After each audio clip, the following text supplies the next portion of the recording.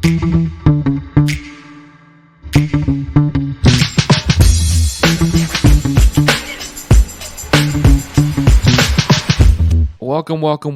to Winning Hand, the podcast about Marvel Champions, one card at a time.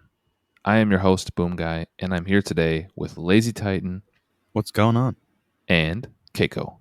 I'm free from the basement. We are glad to have you back, Keiko. For anyone who missed it, Keiko was missing last episode. He was, shall we say, kidnapped by the Critical Encounters crew who kept him hostage and, from what I heard, forced him to work. He was cleaning out the evil lair. It sounds like it was a lot of work, but we're glad that you're back and you're in one piece and they didn't take out too much villainy on you.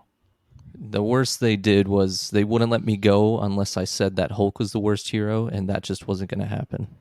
Wow, you're really leaning into this Hulk thing, man. You were the Spiders guy, and the now best hero. It's just Hulk. Okay, well, they might come back for you, so be careful what you say on the air. And Hulk can't defend you. Smash. He can defend, he just can't thwart you.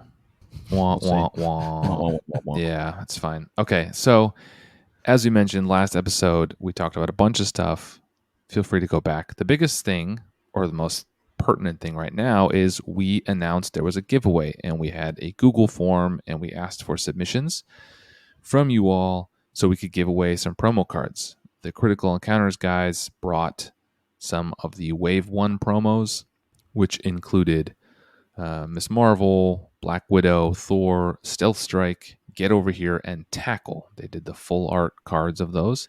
And so we can announce that there is a winner.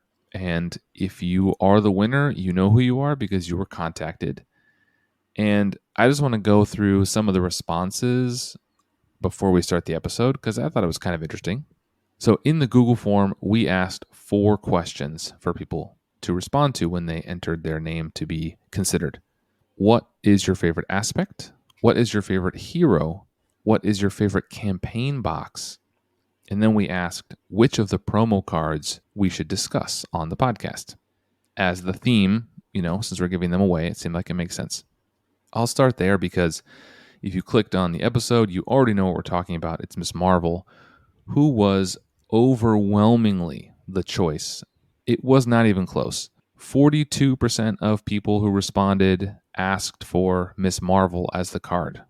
Do you guys think that's surprising, or what do you think? That is actually kind of crazy. I wouldn't have expected Ms. Marvel. I guess of those early heroes, she's one of the more interesting ones, but I didn't know she was that popular. Well, there was 6 cards in the promo set. 3 heroes, Ms. Marvel, Black Widow, and Thor. Mm-hmm. And then there was Stealth Strike, which is a Justice event card, Get Over Here, which is an aggression event, and Tackle, which is a protection event. Not a single person selected Stealth Strike. Not one. That doesn't surprise me. It doesn't? No. Stealth Strike. What I thought was surprising is only one person selected Thor as the card to talk about. Yeah, that's a problem. Y'all need to put some respect on my man's name because we'll talk about that a little bit later, but I have recently replayed Thor and he's good. He holds up. Yeah, he does hold up. So does Ms. Marvel. Actually, so does Black Widow. I think it's the events here that are a little weak in comparison. Mm-hmm. Tackle, Get Over Here, and Stealth Strike are all kind of meh. Stealth Strike got no votes. Tackle got a surprising number of votes. 14% of people asked for Tackle. It was the 3rd most requested of that group. Really? I would have figured that would have been lower on the... I would have too. I've never played Tackle. I'm a little surprised. I don't think Tackle is a card that I really play anymore. Maybe early on I did. So I thought that was pretty surprising, some of those responses.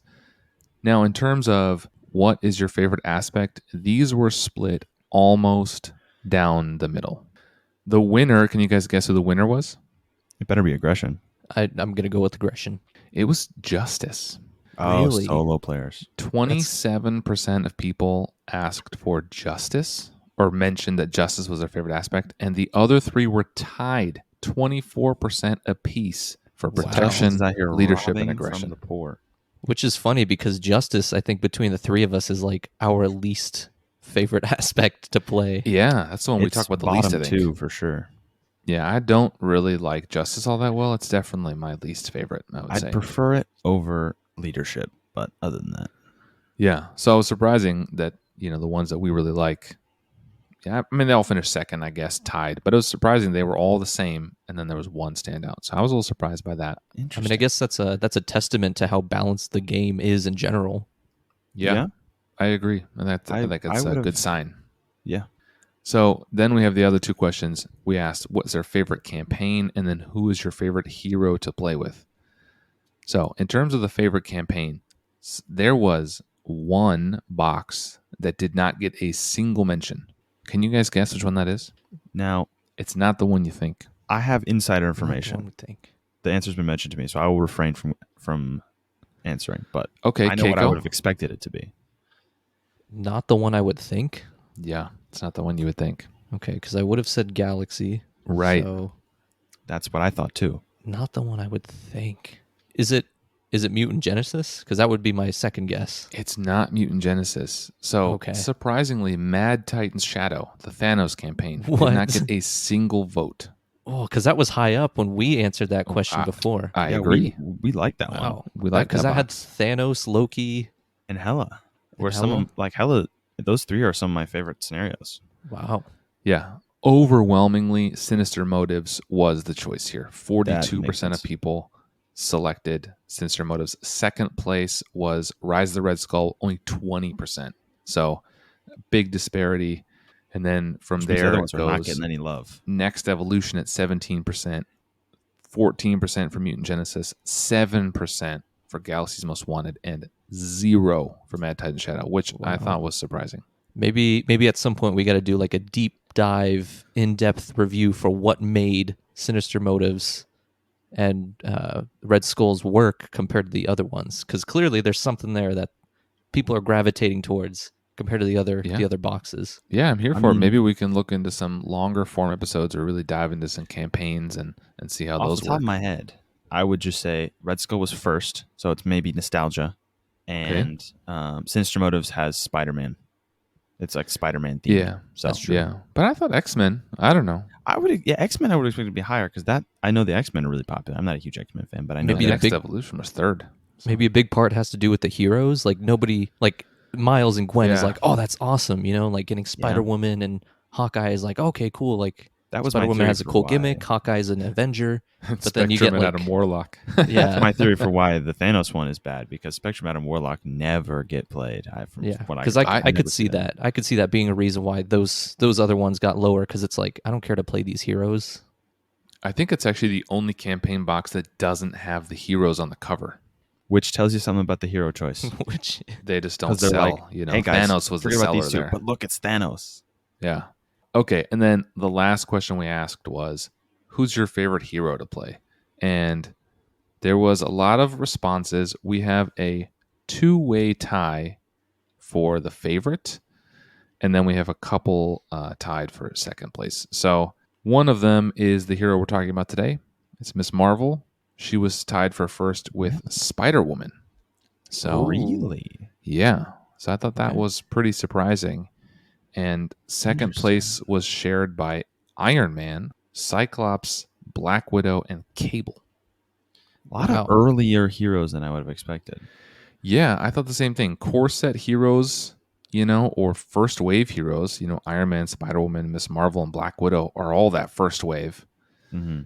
That was also a campaign box that was popular. I'm a little surprised by some of these responses. What do you guys think about the hero choices? I mean, it's like almost none of my favorite heroes on there, which is interesting. Yeah, that's the thing. Basically, none of my favorites. I know I haven't really played a lot of heroes, but yeah, the fact that those named heroes are like, they never even passed my mind. Yeah, I don't know. I that's the thing. I never really hear a whole lot about Ms. Marvel in the community, at least from what I'm reading or hearing.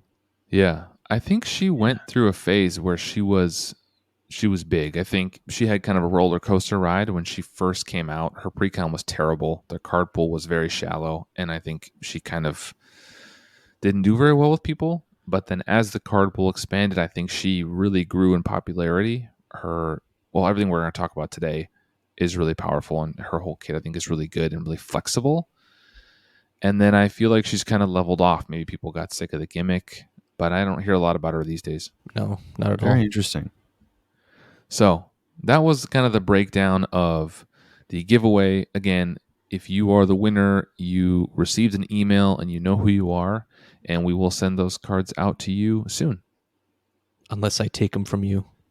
Unless Keiko is on the prowl. You got to watch out.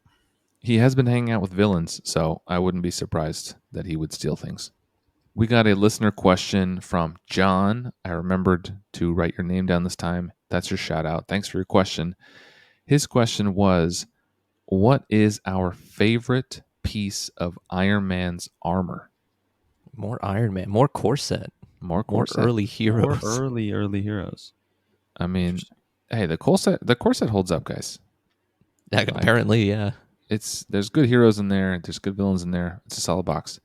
Okay, so favorite part of Iron Man's armor. I will start. I think it's arc reactor. I think his arc reactor is awesome. It gives him a free ready every turn, which is just crazy powerful for what you can do with him. We talked about Iron Man Hero. Was that the second episode or third episode of the podcast? First 5. I think it was very the early. second. And at that point, I said I had never actually played Iron Man, and that is still the same. I've not played Iron Man, but I've seen him played many times. That was your chance for growth. That was your chance for an arc. I know. I just haven't gotten. It was my chance for an arc reactor. A character arc reactor. I'll give you that one. Yeah. So I have not played him yet, but I have seen him play plenty of times, and what I feel like people play him now most commonly is a repurpose build. And with a repurpose build where you use the event repurpose to discard tech and boost his thwart or attack, that extra ready becomes crazy efficient. So that's my choice for favorite piece of Iron Man's armor. I think that you have chosen perhaps the objectively correct, most powerful armor, but I'm going to go out on a limb here and say that's not my favorite. My favorite, I'm going to say is, I'm going to include them as one because there's 2 of them, the gloves, the gauntlets, because not only are they the tough card kings for just blasting tough cards whenever you need them, but for the real listeners, the OGs, I did mention on the very first Iron Man episode that when I play Iron Man, I like to build a little guy out of my suit. Yes, so I put the helmet on top of the armor and I build a little guy. And just because of the way the arms are in the art, it looks real goofy, and I like it a lot. I do always like seeing you play Iron Man because the little stick man that you make on the table with his little hands waving, and it's classic. Honestly, that's just classic, and that's why I like the gloves, because it really completes the whole stick man. It completes the look. Completes the look. It's a perfect little guy. And then as they get blasted off by, say, overwhelming force, it just looks even goofier. Ooh, reference to something that you'll see. That was a reference to something that maybe you've seen or will see at Critical Encounters Podcast. Leave us a 5-star review telling us what the answer to that reference is, if you know. And also let them know that how much better we are in comparison. Yeah. Give them a 4-star review. Just kidding. Don't do that. Leave them a 4.5-star review. Keiko, what's your favorite piece of Iron Man's armor? So for me, I think it would be a toss-up between Arc Reactor and the Mark V armor. So I think for the sake of just having that difference, I think I'll go with the Mark V. Just having that big boost of 6+ health. You know me. I like taking hits. Yeah. I'm an aggressive player, so any more health is welcome, even though it's a high cost of 3. I will say that, slightly off topic, that Iron Man card, the armor that gives him the boost in hit points. I think Thor has an upgrade that gives him a boost of hit points. Yep. I'm glad they got away from that. I think Wolverine has one. Yep, which makes sense. But I know Wolverine, you can see why they did it more. Sure. Thematically because makes Wolverine, sense. They really didn't want to give him 14 hit points, but they wanted to have him to have 14 hit points, so they gave him a health boosting thing. But I'm glad they got away from the hit points. It kind of makes sense with Iron Man, right? He puts a suit on. He becomes tougher than a normal person. Okay, I can maybe see it there. The Thor one doesn't make any sense to me. Why his helmet gives him hit points, I don't really know. I think that's kind of... I think it's just because they needed something. Iron Man, I will say another thing about the armor. The hit points is, I think, more helpful for Iron Man because he does have 1 defense, which is bad. And he has no innate way to boost that. So unless you're playing protection, even then you can only get to 2 base. Like, his defense isn't actually that good. So you kind of, having those extra hit points is a nice little cushion to not die. Doesn't Hulk have one too, actually? Hulk does Hulk have does have one, but his is yeah. bad. Well, it's a Hulk card, so it's Iron bad. Man's is 3 for 6 hit points. Thor's is 2 for 6 hit points. Hulk's is 3 for 4 hit points and retaliate 1. Yikes. And it has, it's called Immovable Object, which is a great name for a card. It's a great name. Bad card. Okay. So there you go, John. That's our answer for our favorite pieces of Iron Man's armor. All right. So now we're going to go right into what have we been playing recently. And on the topic of Iron Man's armor, Keiko, what have you been playing recently? Yes. So on the topic of Iron Man, I've replayed the core set. I figured that was a good place to start, kind of on my journey of trying out new heroes, new villains, etc., etc. I've mentioned before that I've played Iron Man and I played Black Panther before, and I didn't like how I played them. But I think that had a big part in how I played them. I just was not good at deck building. Maybe I was using the wrong aspects or just the wrong combination of cards, but replaying them, they worked really well.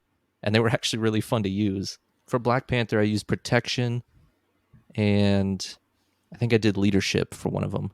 For Iron Man, I did Aggression and Justice, and they both worked fine for me. I think it was just, in general, how I was building the decks and how I was using them, but it worked out the second time around. She-Hulk, however, is a brand new hero, and she's okay. Ooh. I don't really have a thought on her. She exists, I guess. She does. She-Hulk's cool, but ultimately, I think not that good. But there are some She-Hulk truthers out there. Shout out to my old game group. There's one in that group. You know who you are, who plays a lot of She-Hulk and is a big fan. I think I'm a little split on She-Hulk. I think for her being a core set hero, she has some interesting ideas, some interesting mechanics. That's what I was going to say too. Between the flipping and dealing damage thing, and she has some cards that are cool. I just wish that she came out now because I think she would be much more developed and really, really cool. She's exactly got some stinkers in her kit too. Keiko, did you play all 5 in the core set? I did. So at the suggestion of you guys, with one of the earlier episodes is playing Peter Parker in Protection. That was pretty fun to use. Yeah. Captain Marvel, I also don't have a whole lot to say. She's a little more positive than She-Hulk. Which She-Hulk, I just want to say, bottom line, is just average. I don't hate her. I'm not like super into her. But Captain Marvel's like a little above that. I just love the damage that she deals.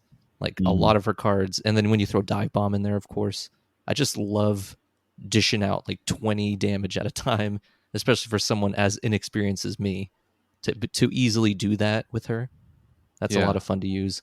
Iron Man, though, one card in particular, I know we mentioned our favorite armor pieces. I love the Pepper Potts card. Probably one of my favorite cards. Yeah, she's a good card. Good support. On the topic of Iron Man, I have been playing a lot of War Machine lately. So I think I've talked about War Machine before. He falls into this category of heroes that I really want to like and almost do like, but just something never quite works for me. I have been playing him in a bunch of different builds. So the new Float Like a Butterfly card came out with Psylocke. So I've been trying to play him in Justice and increase that damage. I've tried him in Leadership. I've tried him in Protection. I don't think I've tried him in Aggression. I've been trying to play him true solo, so Aggression leans a little farther away from where I need him to be. Like I was trying to figure out a way to give him some more thwart because he only has one thwart. And I think I figured out the problem with this kit. I think it's really thematic. First of all, let me say, I think as a Winning Hand member, his art is among the best hero, alter ego, and identity-specific card art in the game. I love every single card of his. It's great. Yeah. I love the thematics of his ammo counters and running out of ammo and not being able to do things. But that's where it starts to break down for me. And I used to think it was an economy issue with the counters. And it was, I wish that every event didn't require the use of ammo counters and that you could maybe use the ammo counters to reduce the cost of them somehow or boost their effectiveness somehow. And then what I realized is the problem is his munitions bunker. His munitions bunker is a bad card because it forces you to flip to alter ego. The only way to get ammo counters is to flip to alter ego to load them on by exhausting that card, and then you flip up and put them on War Machine by exhausting that card again. So you have to flip to alter ego to exhaust it, and then load it up with counters. Then you flip up and exhaust it to put all of those counters on Iron Man. You can't spend the counters from the munitions bunker and leave them there. You can't just put some of them onto War Machine. You have to put all of them on, and then they're all gone. And by exhausting it means you can't do it in the same turn. You can't start an alter ego, load it up, flip up, put it on War Machine, and go ham. So it's an awkward interaction, and it's an interaction that forces War Machine to go to alter ego, which is where, yes, he has an ability that lets him shuffle a single War Machine card into his deck, and that's a really good ability. Yeah. But that's it. That's all he has. He doesn't have any other reason that he wants to be an alter ego. He doesn't have a Pepper Potts. He doesn't have a Bruno Cavelli. He doesn't have any of these other supports that are in the game that would make me want to be an alter ego. Now, we're going to talk about Miss Marvel today because she has, in my opinion, some of the best alter ego supports in the game, and it makes me want to be an alter ego. There's cool things to do. War Machine is just, I feel like I have to flip down because if you're out of counters, you just can't do anything. Your events you can't do. He doesn't have a lot of thwart, so you can't clear the main scheme. So if you're out of counters and the main scheme is close to being done, you're just stuck. And that feels bad. And I think it's because the munitions bunker, I don't know if it just should be an action and not make you go to alter ego to load it up, because I don't know what the thematics are of that. I don't know. I just think, and it just feels clunky. He plays a long game anyway because he has all of these upgrades and supports he wants to play. His chassis and his guns and all those. He has so many upgrades. Half his kit is upgrades. Yeah, a lot of cards. So he's playing a long game anyway, and then you're going to force someone who's playing a long game to go to alter ego consistently and regularly and give them a bad basic thwart stat and only the one thwart card. He has 2 copies of it. It just doesn't work. And as a coherent kit, I never really can feel good about it. And so I'll keep going back because I want him to work. He's in that group where I really want to love him, and I don't. But that's my experience with War Machine. I think I disagree. Uh-oh. This could be a difference between true solo and multiplayer. It could just be that War Machine's not really a true solo hero. But when I've played him in multiplayer, I've never really had a complaint about the bunker because I just flip every turn. Was my thesis for building my War Machines. One of the times I tried him, I played him at the con last year, and my idea of the deck was flip every turn and shuffle a War Machine event back in, and then you get a free tough card every turn, which means you're free to do your basic attack or your basic thwart or defend for someone else or whatever. So if you flip every turn, you can shuffle in 1 card every single turn into your deck, which seems kind of lame. But after playing Angel, for those of you who have played Angel, he has a support that does that. It's incredibly powerful. That is a really good ability. No, that is a good ability. And so flipping down, being able to shuffle in 1 card per turn, and then getting a free tough card, and then you get 5 ammo counters, which is all you need for 1 turn. You'll never need more than 5 ammo counters on a turn. Sure. And then you just use the bunker, and then later in the game, once you've built up, you flip over with 15, 20 counters on the bunker, and then you just go ham. And that's it. So It could be a multiplayer thing, but that's how I played him, and it always worked. And I think it would be even better now with Float Like a Butterfly, because then you can use that shoulder cannon to make those counters 2 damage each, which is basically like playing Ironheart. Again, I don't hate him. I want to love him. I don't. I just think there's definitely flaws. He's got some flaws in his design. And I think if he was made today, he would have one of those cards that Miles has and that Cable has to flip. your form. Yeah. That body slide for Cable, and I think it's called Double Life for Miles. Double Life for Miles, yeah. Yeah, he would have one of those cards, and I think that might actually really help him. Actually. If he had 2 cards where it's 0 cost, just flip your form, maybe flip form and ready, the missions bunker or something. Like, that would be cool. So anyway, that's my experience with War Machine. Lazy Titan, why don't you tell us what you've been playing recently? So recently, I went back and I replayed all the campaigns. And I did this, me and Boom Guy did this. We played through every campaign We did. with heroes that were available when that campaign was released. Yes, that's true. That was the rule. So we could play through. If you were playing Red Skull, you could play only up to Hawkeye and Spider Woman. No, not before. A little bit of leniency for like cycles. Like maybe we would have allowed Quicksilver for that one or something. And then we got one freebie. Does that include deck building, like only cards up to that point? Or we did cards of any time, but heroes we did limit. And for the Red Skull, I played one of my sleeper favorites, Thor, who still holds up, and I think he holds up even better than he used to, because he still is kind of just a little bit of a beater. He's got 14 hit points, which is good. He's got an upgrade that gives him plus 5 hit points, I think, so he has 19 hit points if you get that out. He's got 2 defense, 3 attack with the hammer, and thwart is irrelevant, so who cares? But he really can actually deal out quite a bit of damage, and his ability to draw 2 cards when you engage a minion feels good. It's like really, really good, and it feels like playing fair Rocket, and also it adds a little bit of fun to the villain turn, because whenever you get dealt an extra encounter card, it's another chance that you could get a free 2 cards from getting a minion, which is always a little fun game to play. Of like, I hope it's a minion. I really hope I can get a minion here, because then you can end up with a hand size of like 7 cards, and then you can play a card to get something. I played Thor in Aggression because, of course, I did, and he's really, really pretty solid actually, because he has 3 copies of a card that gets him minions and then thwarts. If you play Looking for Trouble on top of that, he can actually do a decent amount of thwarting just by getting minions. Yeah. And then because you're playing Thor and you're playing Aggression, minions are no problem, so you can just clean them up pretty easily. Which, it was a really fun way to go back to those old heroes and play sort of a style of deck that I like, that I don't, but like as a much different style and a much lower power. So let's transition to the card of the day. We talked about the card of the day being the one that was chosen by the giveaway that we had, and it is Kamala Khan, also known as Miss Marvel. I'll start with the alter ego side.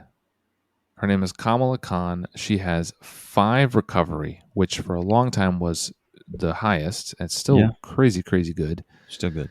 She's traded as an Inhuman, and she has an ability called Teen Spirit, which is an action. You discard cards from the top of your deck until you discard a Miss Marvel card, then add that card to your hand. Limit once per round. Her flavor text says, I want to be beautiful and awesome and butt-kicking and less complicated. She has a hand size of 6 and hit points of 10. Keiko, do you want to read the hero side for us? Sure. So Ms. Marvel, hero side, she has a 1 stat line across the board for thwart, attack, and defense. She gains a trait for champion, and her ability is morphogenetics. It's a response after you play an attack, thwart, or defense event. Exhaust Ms. Marvel, return that event to your hand. And her flavor text is, you can call me Ms. Marvel, and if you cooperate, I won't throw you again. She has a hand size of 5 and still hit points of 10. As always, we start with the art, and we should give credit where credit is due. So for Kamala Khan, her alter ego was drawn by Andrea Di Vito and Laura Villari. Her hero side is from a comic, Miss Marvel Volume 4, number 33. It was the cover, and it's from 2018. How do you guys feel about the art of her cards? We'll just talk about both sides kind of interchangeably instead of starting with one and going to the other. So just generally, how do you feel about the art on Miss Marvel and or Kamala Khan? I don't care for it. Yeah, it's out the gate. It's average, I guess. I mean, it gets across. It's her typical kind of Ms. Marvel pose. Yeah. You know? But it doesn't like intrigue me really in any way. Her alter ego art is literally just a girl walking down a high school hallway, which is pretty like whatever. And then her hero art is very clearly Miss Marvel. It's a very Miss Marvel pose, like Keiko said. It's very very clearly her. You can see her big hands, but it's not particularly exciting. It's just kind of a portrait of the hero.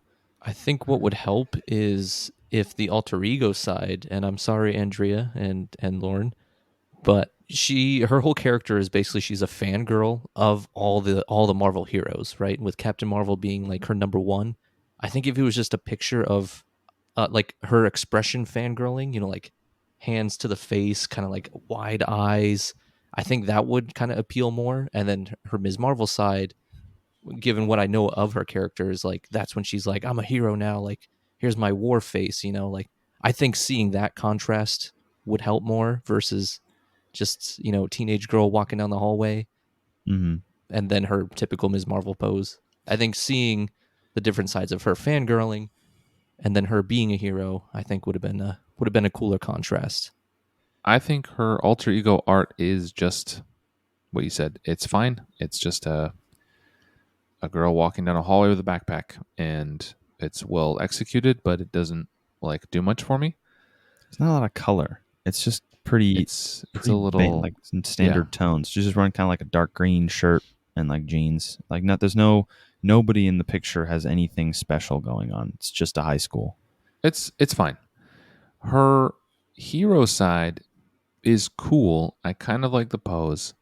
I will say that her promo card is so good. The art on that card, when they made it full art, it's insane. When you can see the fist really takes center stage and it kind of goes over her text box, and the Miss Marvel logo is with her script. Whoever doesn't have their promo card, Google it. I'll put a link in the show notes so you can see it at Hall of Heroes maybe.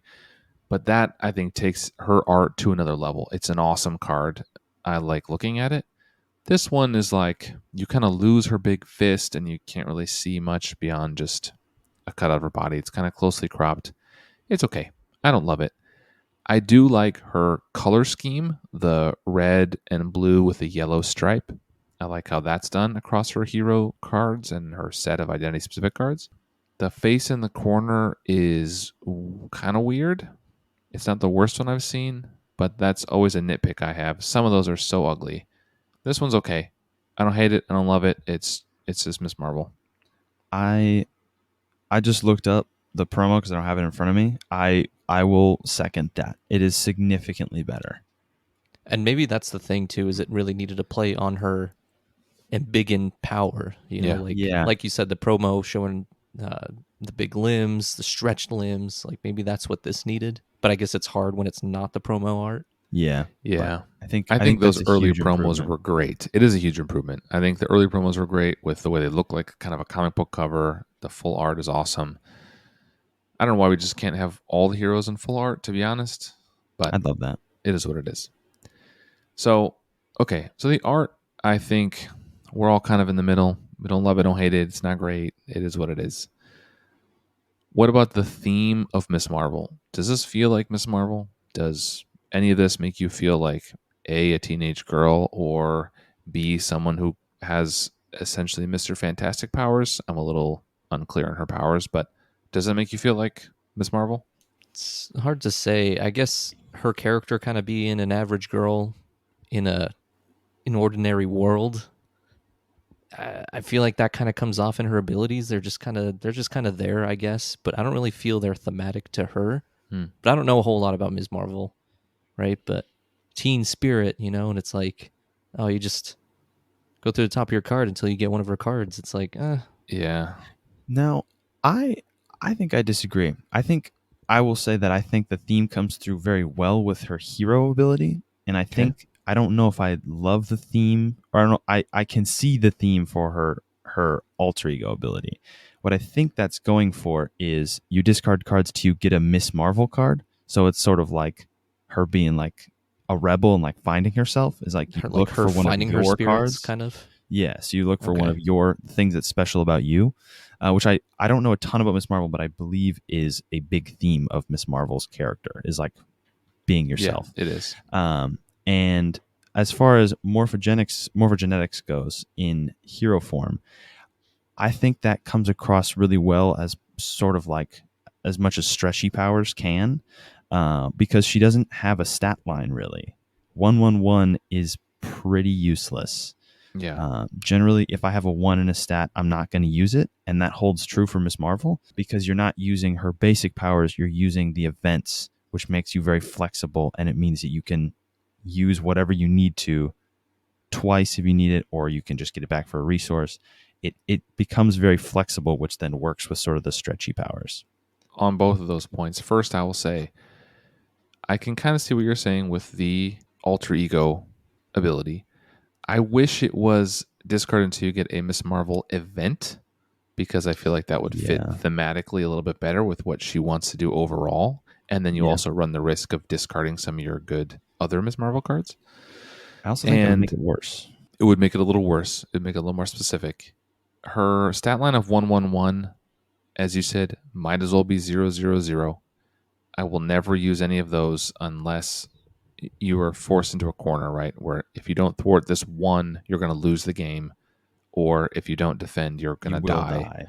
So other than that, you don't use it because she has so many other good cards that you'd rather use. Yeah, thematically, I don't know. I can see the morphogenetics, the teen spirit less so, but I do think the morphogenetics is pretty on point with the theme. And I do feel that like ability to stretch and, throw a punch and then, pull your long arm back, for example, right? You like retrieve that event. So I can kind of feel that that theme there. Maybe if it was like, I'm trying to like come up with it in my head, but maybe if it was an ability somehow that messed with your hand size, so it's like literally her hand size gets changed, and the ability itself is like something with your hand size. I don't know. Like, to me, that would make it just hit that mark a little bit more.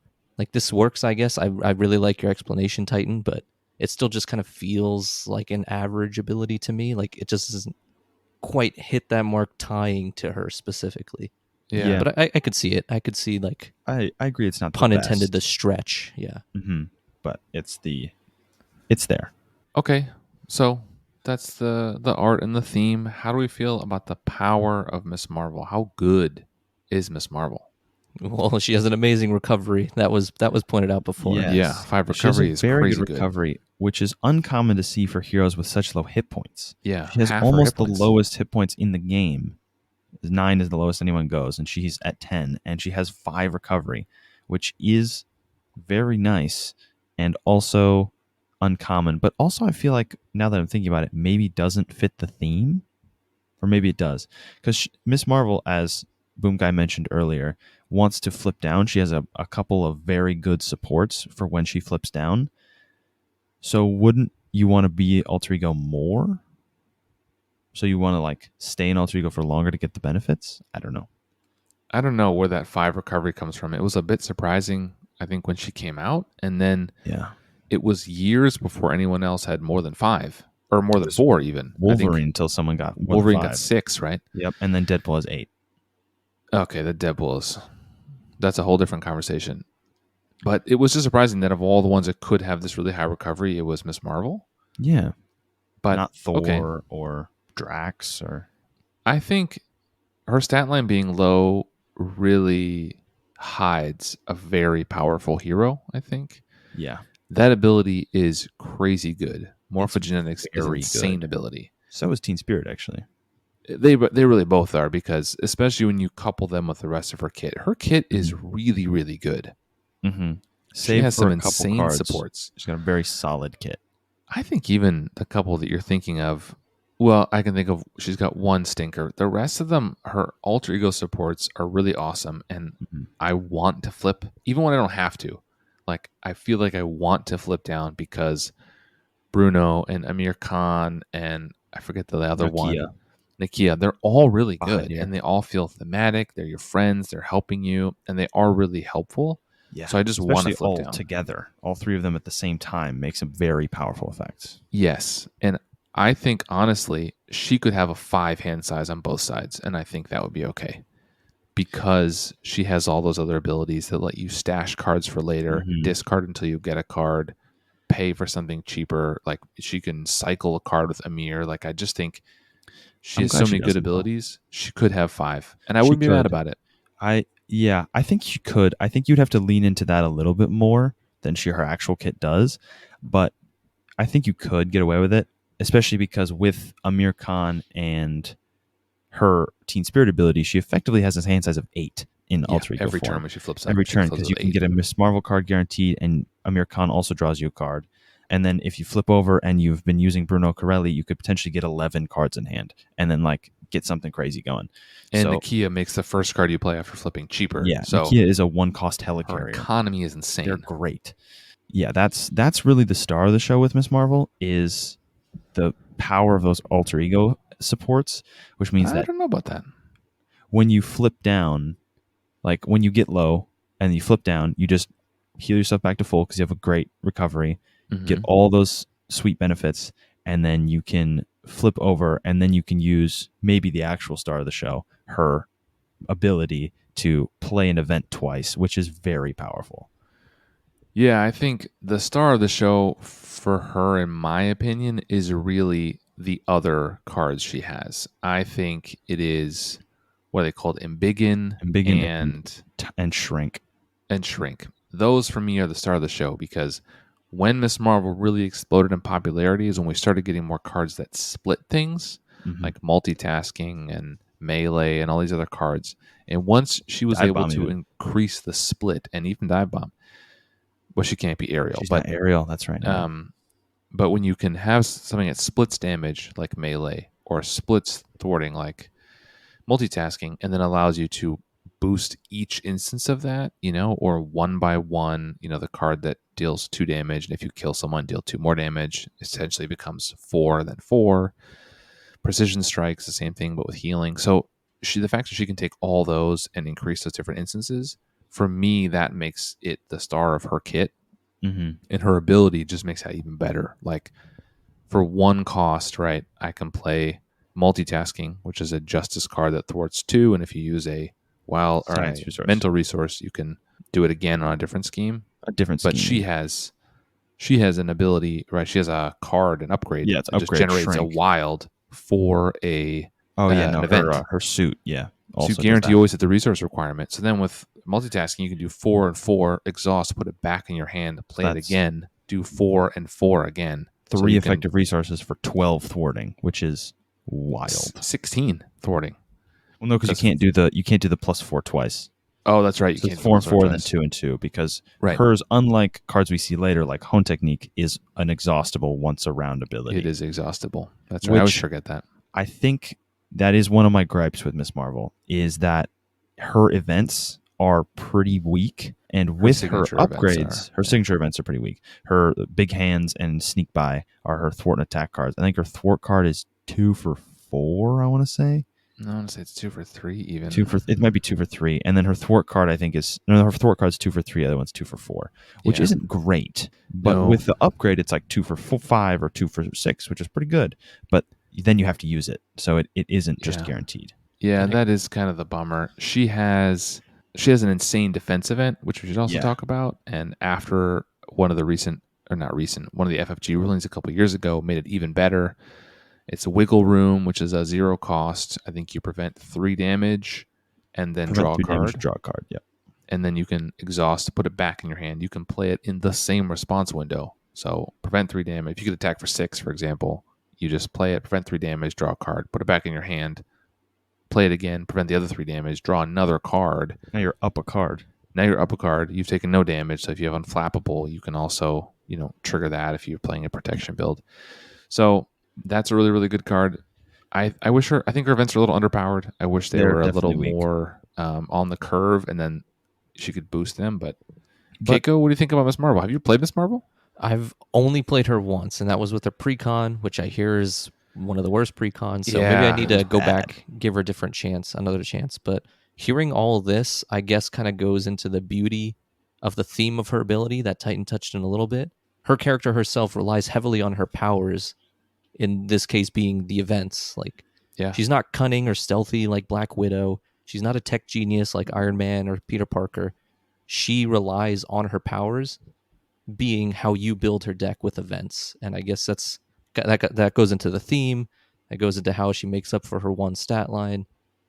So that's just kind of what I'm thinking, hearing you guys go over it. And that's what I hear about her whenever I do hear about her, is all these crazy ways to build her. and how to use her abilities and how this speaks to this. And so that's kind of what's going through my head. She's the only hero that I can think of where I really just kind of ignore the basic stats altogether. I don't care about her thwart, attack, or defense. I don't ever play the upgrades that boost any of them. I don't play combat training to boost her attack if I play an aggression, for example. I don't play armored vest because I'm just not using that ability. The ability to put a card back in your hand is just so good. It's so good. And it's also extremely flexible for even within, if you build a Justice deck, it still lets you put her attack event back in hand to do more damage when you need it.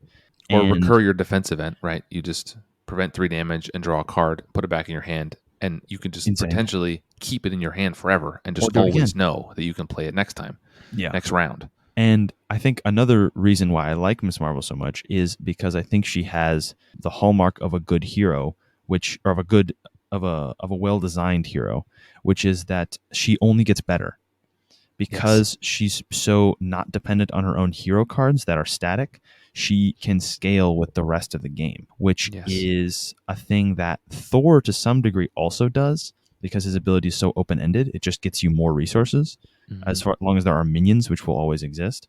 But Ms. Marvel is really the first example we saw of a hero that is very, very good and very well designed to keep up with power creep, because when she came out, she was really not that good because at the time there weren't a lot of good events to play.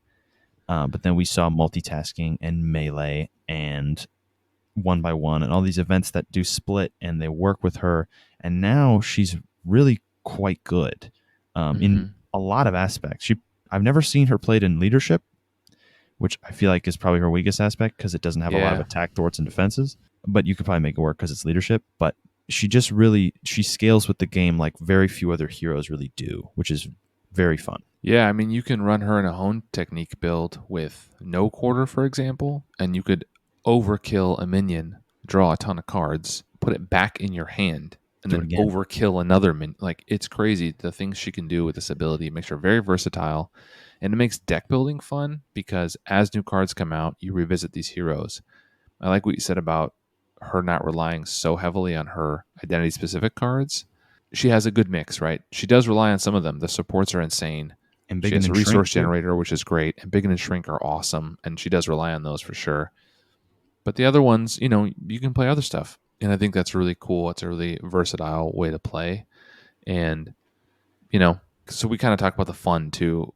I don't know if you want to kick in on this, Keiko, but the fun, I think she's super fun. And she's really fun to build. And she's really fun to think about. And she's also really fun to play because of these abilities. So I will say that Ms. Marvel, her Embiggen and Shrink I've talked about this before, that I do most of my thinking about my deck before it's built. I like to build a deck that sort of runs a script and then do it. And Embiggen and Shrink are 2 cards that are very thought-provoking in that kind of way. There's a lot you can do with those cards, especially Shrink, because that's the one that boosts thwart cards, which nothing else can do. Yeah. So like we have Hone Technique now, which lets us do the stuff you can do with aggression events. So anytime an aggression event comes out, you're like, oh yeah, I know what's happening here. But when now you can use it with justice events. Like the thing I've thought about during this podcast is there's a event that requires a lightning resource, costs 2, and pulls 1 per player off every side scheme. 1 per player plus 2. Even the odds? Even better. Yeah, even the odds. Even the odds is now, even in a 2-player game, it's 4 threat off every side scheme or every scheme. Like that, you can't do that with anyone else, which is a very interesting way to think about playing the game. One card that occurred to me recently to play with her is Team Investigation, which we talked about a few episodes ago. Yeah. Because Team Investigation, potentially you could blast a player side scheme, put it back in your hand, and blast another one if you're playing a big multiplayer game. Unfortunately, Team Investigation is not a thwart event. It's just a hero action. So that doesn't quite work. It also costs way too much. It also costs way too much. You wouldn't be able to play it twice. No, even with the resources of 4 players, you couldn't play it twice. Keiko, any final thoughts? So at this point in time, having only played her once with the pre-con, but hearing about all these combinations, I don't think I can really put a fair score right now. So I think I'm going to leave it at 5 average. I think I need some time to go through, kind of build some decks, but also I'm notoriously bad at building decks. So how in depth, I guess, do you need to be with Ms. Marvel? Like, do you really need each of those cards to speak with each other, or is it just sort of like that's kind of what the works? beauty of it? you kind of just can pick a card and be like, hey, that does things like multitasking. I've seen Boom Guy build a deck that was effectively just multitasking simulator, where you just say, oh, hey, look at that card. You put it back in your hand and you just play with Shrink. Like, you just pick a card and play it over and over again. Okay. Just every turn. That does sound like the beauty of it, especially with as the card pool kind of grows. So yeah, I think I'll have to give her some time to play with. But I will say, surprisingly, probably to you too, she seems like a hero definitely where I would play 40 cards instead of 50. I would agree with that.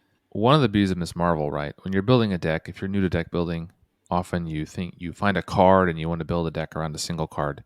That's hard to build because you have to find ways to get that card. You have to cycle through your deck quickly to see it more often.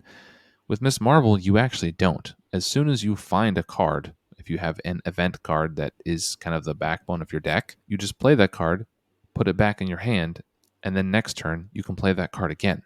And you can play it every turn. You can play it some turns twice if you really want to, but the fact that you can, we talked about no quarter a minute ago, or multitasking, whatever your card is, wiggle room, even her own event, you just put it back in your hand, and then next round when the villain attacks, wiggle room's in your hand again. Or next round when you need to thwart, multitasking is still in your hand. You can just continue to play the same card. Now that might get boring, but it can be very effective. I played Miss Marvel a lot at the first Con of Heroes, so almost 2 years ago now. I played a Justice deck, which to me is her strongest build. I haven't gone back to it in a while. Maybe it's changed. But that deck was insane, and I was thwarting for 4-player games entirely by myself without letting anybody else touch it, and everybody else is going crazy on other stuff. Having nothing to do on a turn because you had thwarted it all.